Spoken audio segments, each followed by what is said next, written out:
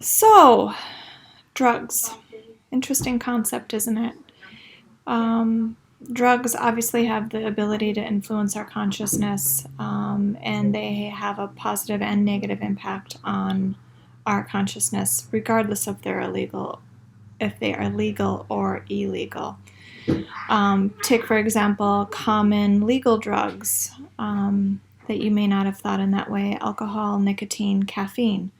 Caffeine is actually in the Diagnostic and Statistical Manual, which is the tool that we use to diagnose mental health disorders, as an addiction. So, that's not one we that often think about as having a negative effect on a person, but it is classified as an addictive substance.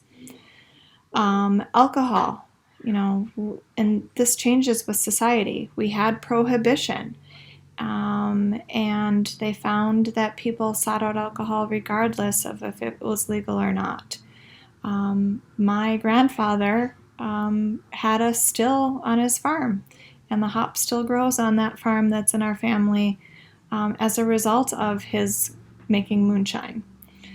But then there are things like prescribed medications. So, did you ever think about, like, when you go get your wisdom teeth out, that you are being prescribed a medical equivalent of heroin?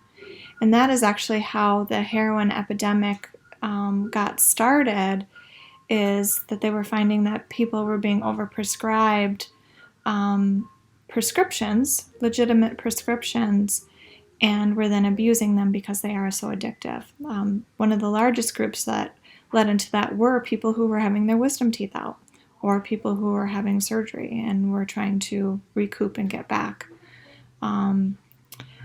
So I know for me, I can't stand pain meds.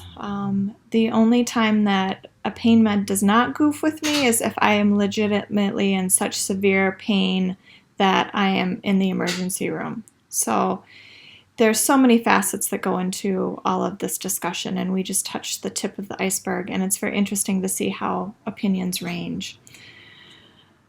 But there are other things that impact our consciousness. Things like meditative practice, yoga practice, even some religious practices change our consciousness.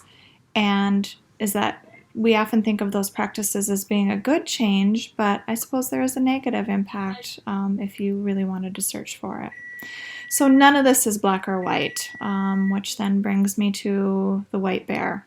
Why is it called the white bear? I don't know. That's the way that the experiment was originally set up. That's obviously a polar bear. But, I'm hoping that you guys are taking some of these things and being able to extrapolate it out into your everyday life. I did put a 3-minute clip on called "Don't Eat the Marshmallow" if you're interested. It's the little kids being told not to eat a marshmallow, and it's super cute and might be another way to look at the polar bear. All right, have a great week.